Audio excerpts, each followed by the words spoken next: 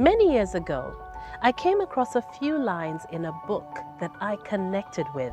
They were, "It's easy to judge, but you never know another person's heart, what gives them strength and what breaks them down." I have learned to listen more and speak less.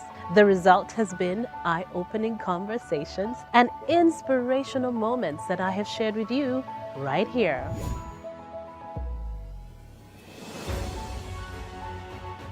Hello and welcome back to my channel. It's time for Crystal One-on-One, and today I have conversation with Linda Butare Mulira. You might have heard of Quivuga. She is the founder, and she also owns Umuringa Designs. Creations. Is it creations or designs? Designs. Welcome to the show. Thank you, Angie. I'm used to calling you Nunu. I know. So saying Linda is hard. And it's jammed. Everyone calls me Nunu now. Exactly. So even I'm like Linda, they're like, huh? I thought you're Nunu. So just we can stick with Nunu. So it's funny how and this is like a childhood nickname. Nickname, yes. Yes. But because I think it's because it's a term of endearment. I'm also really drawn to it. So when someone calls me Nunu, I also feel like more loved. Or this is Linda, I feel it's strict, like you're in trouble. Yeah, like when my husband says Linda, I'm like, oh, Tio, he's angry now. What have I done? Yeah, and for real, even when I know when I'm mad at him, I'm like, Charles. He's like, huh, what have I done? Hey. So yeah. You mean so you can't use each other's first names in a romantic Charlie. way? Charlie. Yeah, but not Charles. Charles. Yes. Okay, I'm not going to call you Linda because Angie. we're all even good. me, I know you as Angie. You know this? Yes. Because when someone says Krista, I'm like, yeah, Angela Newman. They're like, no, Krista. I'm like, okay, yes, Crystal. Well, both work. Welcome to the show. Thank you, sweetie. It's so nice to sit down with to you. Be here. It's been ages. How are you? I'm good. How are you? Beautiful. I like your skin. Oh, thank you, darling. You're Thank you. welcome. How's the family? It's okay. They're on half term, and the demands are crazy. You have two, a girl and a boy. A girl and a boy. How old are they? My son is 12, Enzi. Yes. My daughter is 10, Itana. Okay. Yeah. So when you say it's crazy, you have to keep them busy. Yeah, of course. At that age, they're demanding. You know, they're knowledgeable. They know about this. They've heard about that. So they want to do this. They want to do that. So I've just structured something at home where I'm like, guys, it's very important that we make sure our home is clean and organized, and that we're doing chores, and that we're doing this. And so when we go out, it's like a reward. You know? I love it. Yeah. I love it. So they're so excited. And when we come back, they're like, thank you, Papa and Mama, for loving us and doing these great things for us. Please note they just went swimming. Yeah.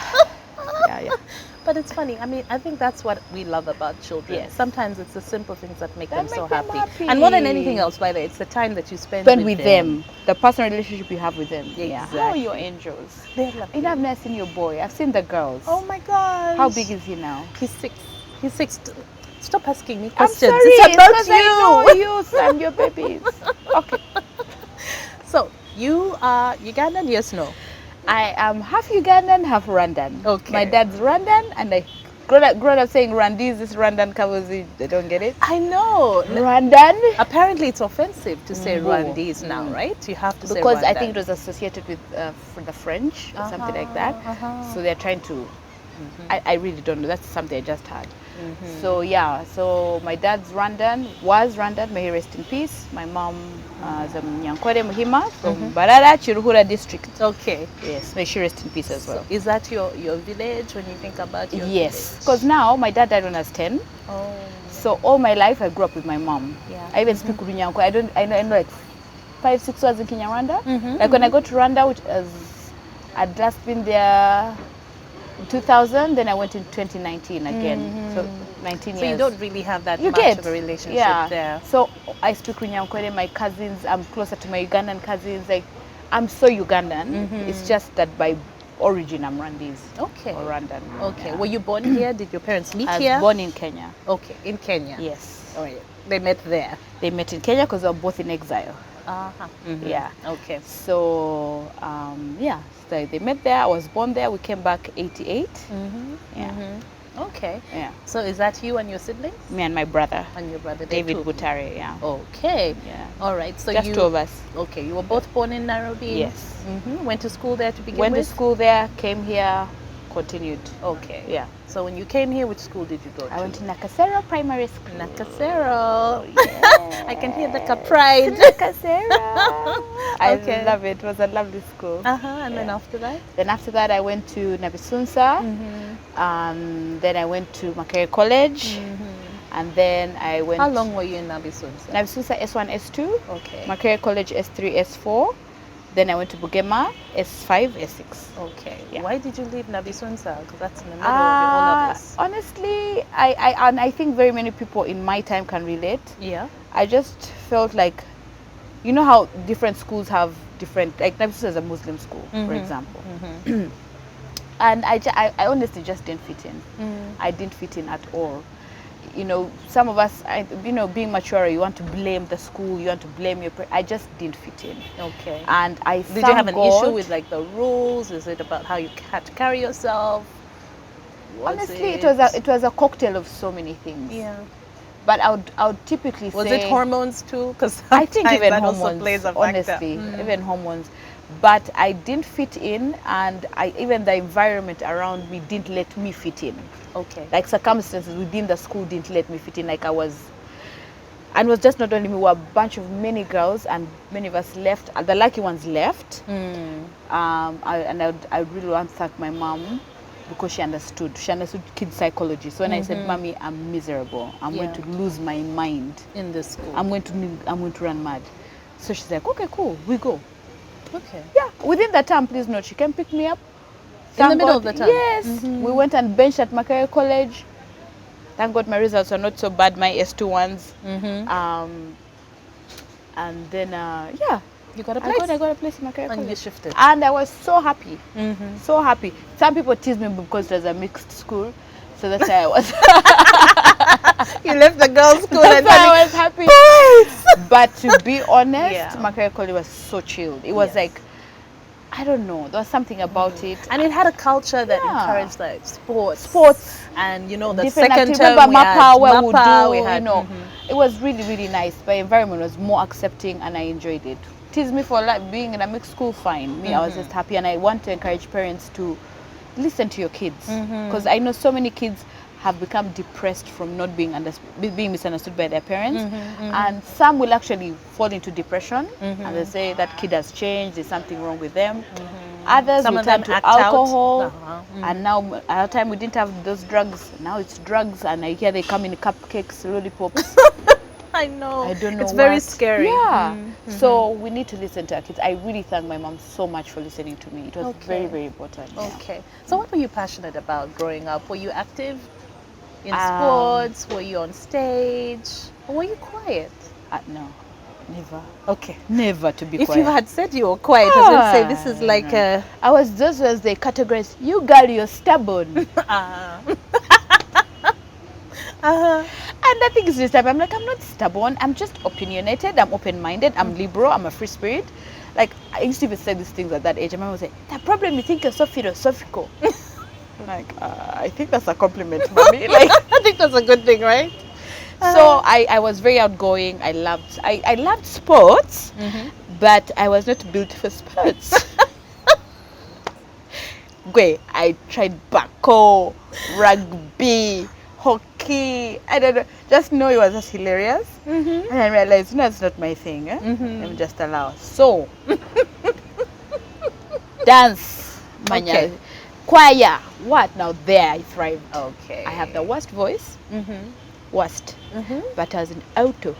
Okay. So as there's long a as vibe you were part of the we are crowd. many. That's like, ooh, it's okay. And I love music, so I would sing with my heart. Kumbe, if you leave me alone, dead voice. So I loved choir, I loved dancing, and I was very, very active, like from primary all the way to What S6. about your love for poetry? Now, how I discovered poetry. I remember, like, I loved thanking my parents for the things they did for us, right? Okay. So, to me, I thought I was writing notes. Yeah, so I would write like a cute note for my dad, or a cute note for my mom, telling her how pretty she is. But then I would refer to like, you're as beautiful as a rose. And then I love the way you always have red lipstick and red varnish, the same color as a rose. Then I don't know what that. Then my dad, I would say, you're as strong as a tree. The way of the branches of a tree go out and hold us and protect us. Yeah, so I would write good notes. Then they would pin them up in their room. So one day my dad says, "Do you know what this is?" I said, "Yeah, notes to you. Love notes, please notes." Like, Love notes. It's poetry. So I was like, "What's that?" So he explained it to me. I was like, "Okay, cool. You know, kids. All right."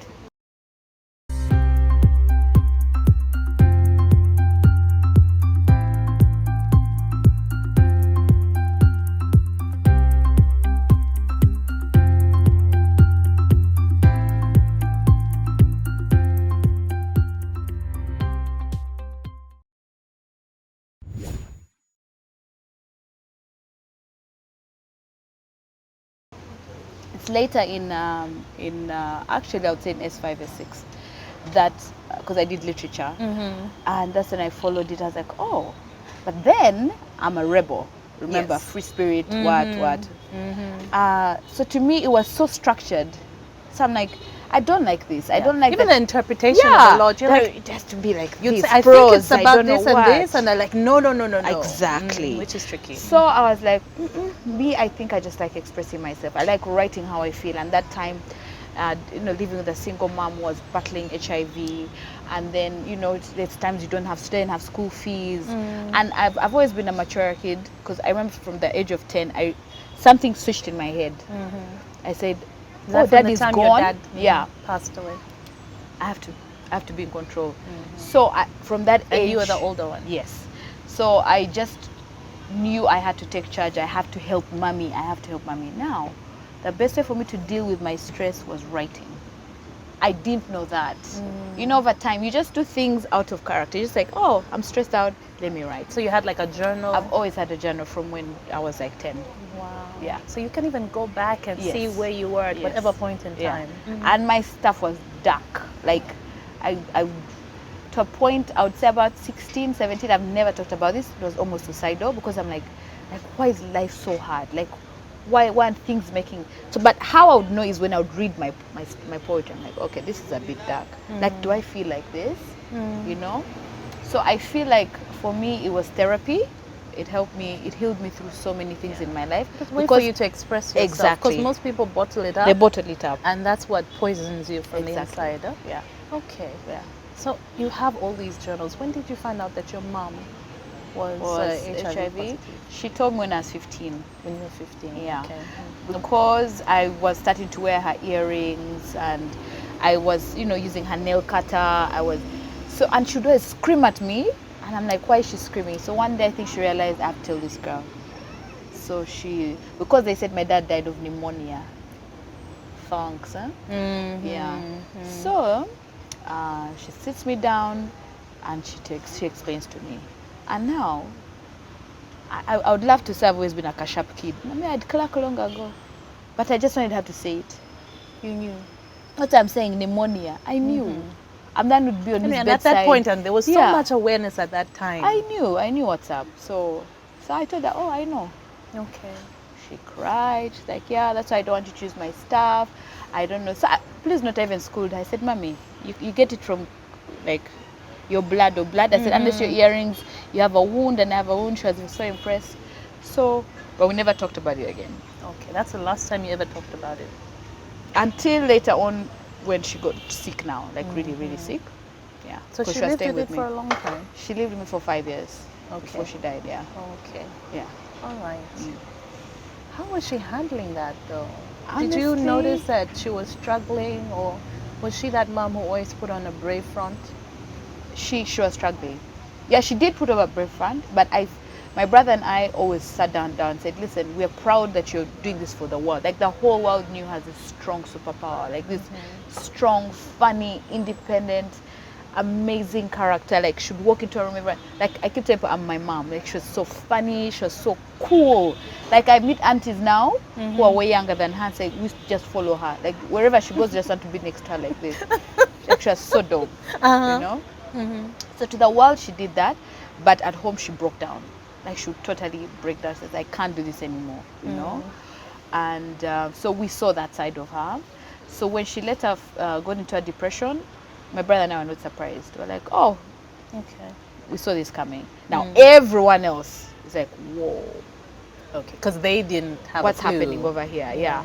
So they're trying to cancel us, guys. You know, we're like, we got this. It's all right. Thanks, man. Because we chill with her, we live with her. You know, we know what's up. So it was really, but I didn't know it would affect me and my brother so much. You know, watching her, you know, turn into that other person, she just changed, and she would not talk, she would not laugh.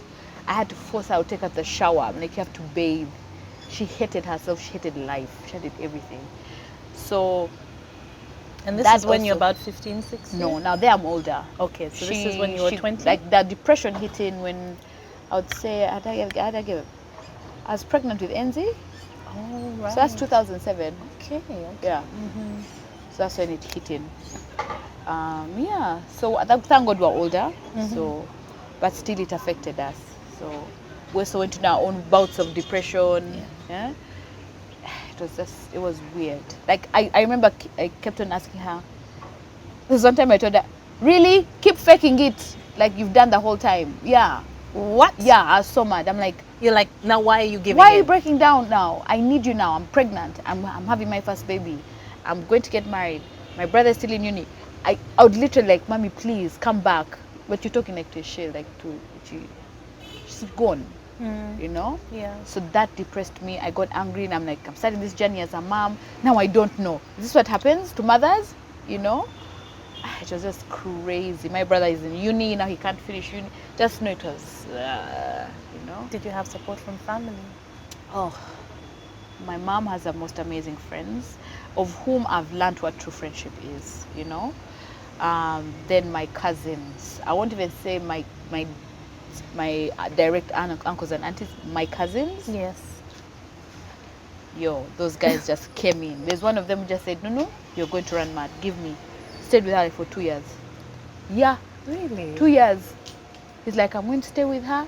I don't even want. I would come with milk and bread. He's like, take back your milk and bread. I got this. Do you think I can't feed my auntie? I'm like, all right. He's called Kanje. I love him to death, and his wife Winnie. Yes. Anything like should get sick in the hospital, I just make a phone call. They come.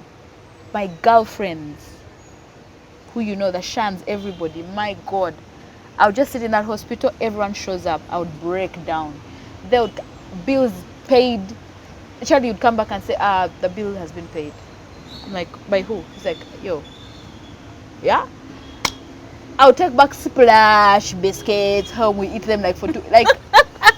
Because everybody's coming through and bringing something. It was so dope. Like I had the best support system.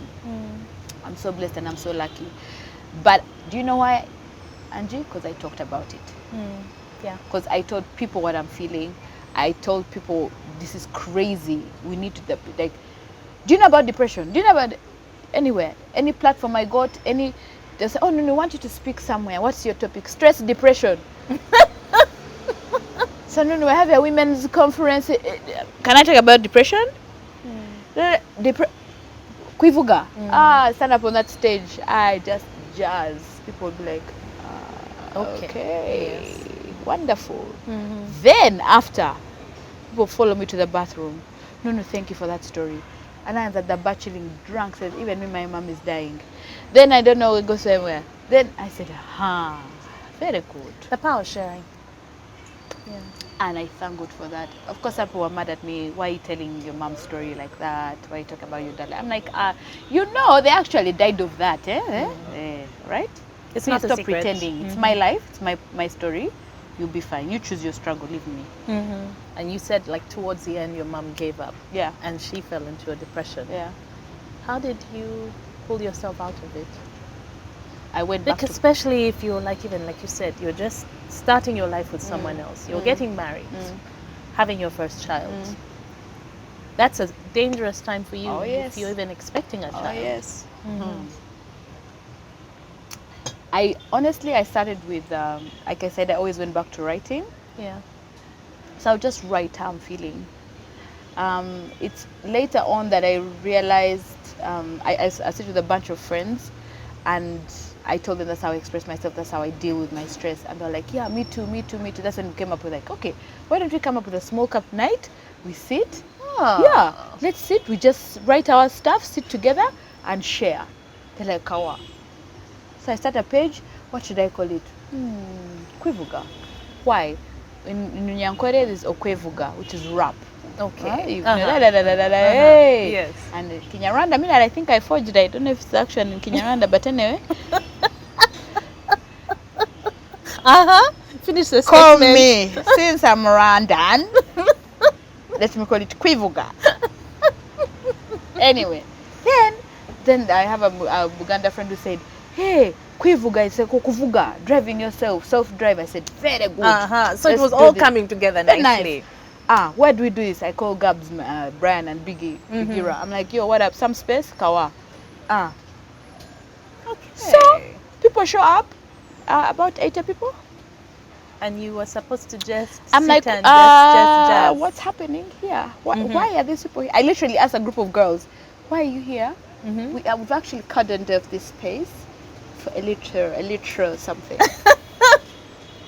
Literal? She's like, no, we saw this thing on Facebook, poetry. Yeah, we're here. And you suddenly realize, okay, That's how this Kwivuga is not started. just friends of Yes. us. The next one, 100 something people came up. The next one, I'm at Jazzville. The next thing, I'm in Gatomato. The next thing, I'm on the posters and what, everywhere. Okay. Yeah. So it's interesting how something that you've done quietly, privately for years Yes. took you to this place. Yes.